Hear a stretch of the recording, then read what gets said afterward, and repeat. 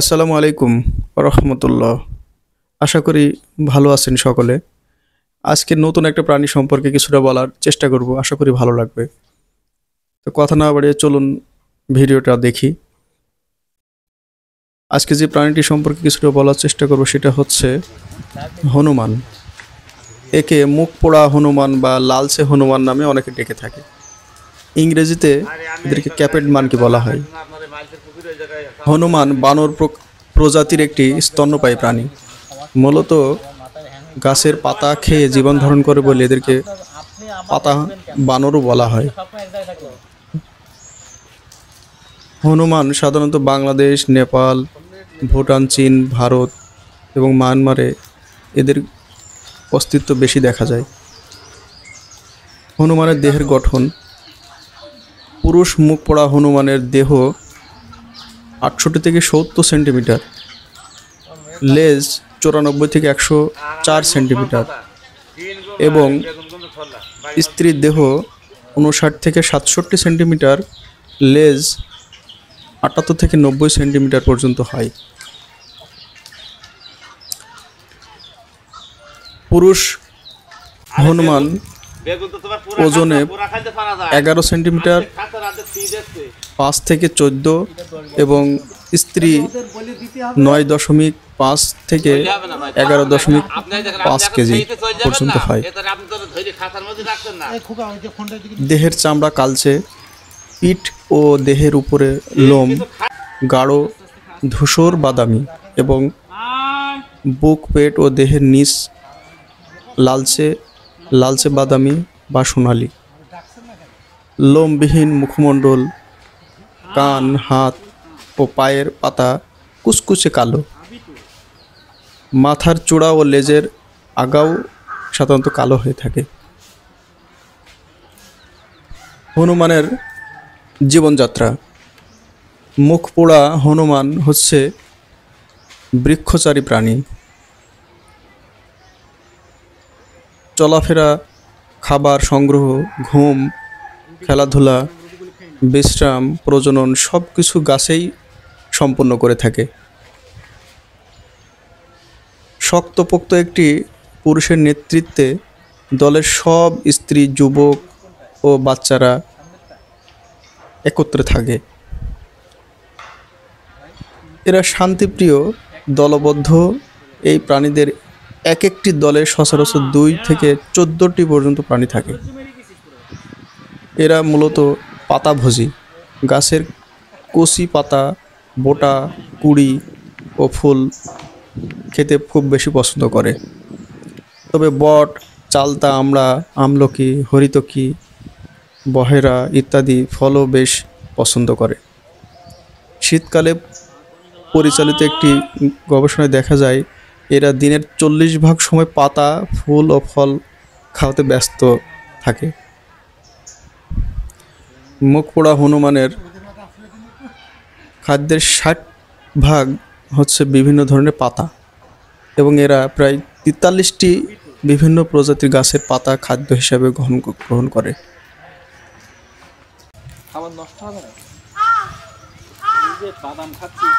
হনুমান সকাল, বিকেল, সন্ধ্যায় বেশি সক্রিয় থাকে। দুপুরে কিছুটা বিশ্রাম নেয়। এরা খেলাধুলা ও লাফালাফি করতে অনেক বেশি পছন্দ করে।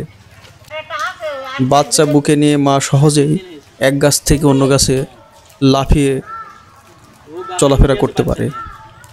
এরা অনেকটা কুকুরের ঘেউয়ের মতো করে ভুক ভুক শব্দ করে থাকে। অন্য কাউকে ভয় দেখাতে মুখ ভেংসি করে ডাকে। হনুমানের প্রজনন: জানুয়ারি থেকে এপ্রিল এদের হলো প্রজননকাল। স্ত্রী হনুমান 180 থেকে 220 দিন গর্ভধারণের পর একটি কদাচিৎ 2টা বাচ্চা জন্ম দেয়। গড়ে প্রতি 2 বছরে একবার বাচ্চা হয়। বাচ্চারা 1 বছর পর্যন্ত মায়ের দুধ পান করে। স্ত্রী পুরুষ নির্বিশেষে এরা 15 থেকে 20 বছর পর্যন্ত বেঁচে থাকে। বানর এবং হনুমান অত্যন্ত বুদ্ধিমান প্রাণী। এদের বুদ্ধি, অনুভূতি মানুষের খুব কাছাকাছি। তাই এদের সহজে পোষ মানানো সম্ভব এবং সঠিক অনুশীলন এবং প্রশিক্ষণ পেলে মানুষ পারে এমন অনেক কাজই এদের পক্ষে করা সম্ভব। এই প্রাণীটি দেখতেও অনেক চমৎকার এবং আমরা অনেক কাছ থেকে দেখলাম যে এদের বুদ্ধিও অনেক চমৎকার। যদি এদেরকে সঠিক প্রশিক্ষণ দেওয়া যায় তাহলে মানুষেরও অনেক উপকার করতে পারে। তো দর্শক মণ্ডলী, এই ছিল আমাদের আজকের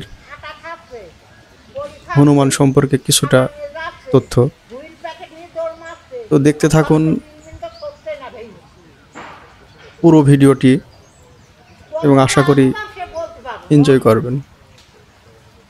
সকলকে ধন্যবাদ সাথে থাকার জন্য এবং আশা করি পরবর্তী ভিডিওটি আরও চমৎকার হবে। তো সকলের কাছে রিকোয়েস্ট, আমার চ্যানেলটাকে যদি ভালো লাগে সাবস্ক্রাইব করবেন এবং লাইক দিয়ে পাশে থাকবেন। আপনাদের উৎসাহ পেলে নিশ্চয়ই আরও ভালো ভালো ভিডিও বানাতে উৎসাহিত হব। সকলকে ধন্যবাদ এবং দেখতে থাকুন অবশিষ্ট ভিডিওটি। আসসালামু আলাইকুম ওয়া রাহমাতুল্লাহ।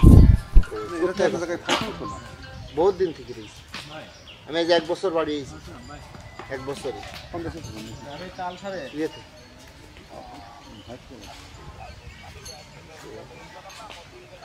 কিন্তু এই বছরেও আচ্ছা 6-7 বছর হয়ে গেছে। আচ্ছা ঠিক আছে।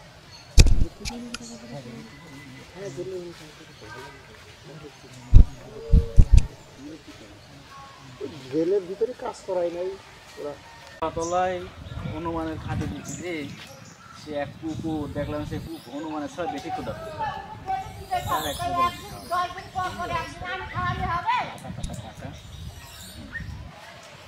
বাচ্চা বা হনুমানটা কোন নামে নাম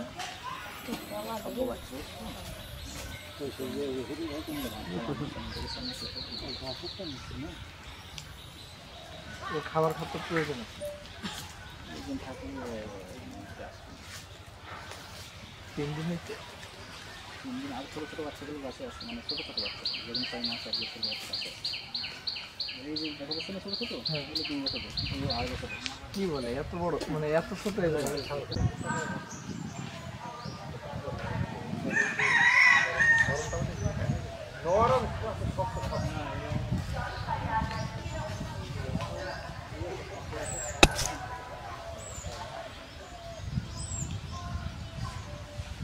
আমার এই জীবন তো মনে হয় 10টা থেকে 12টা করে। ও জানে যে এই বাথরুমের মধ্যে সমান করে দরবার করে নেবে আর হাতটা বস বস করতে হবে। আমার ড্রাইভার যে সব থেকে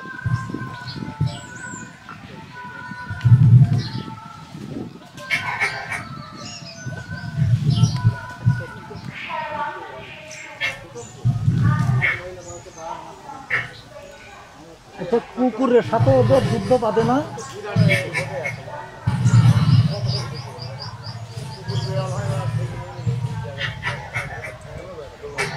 হ্যাঙানো বুদ্ধি আছে।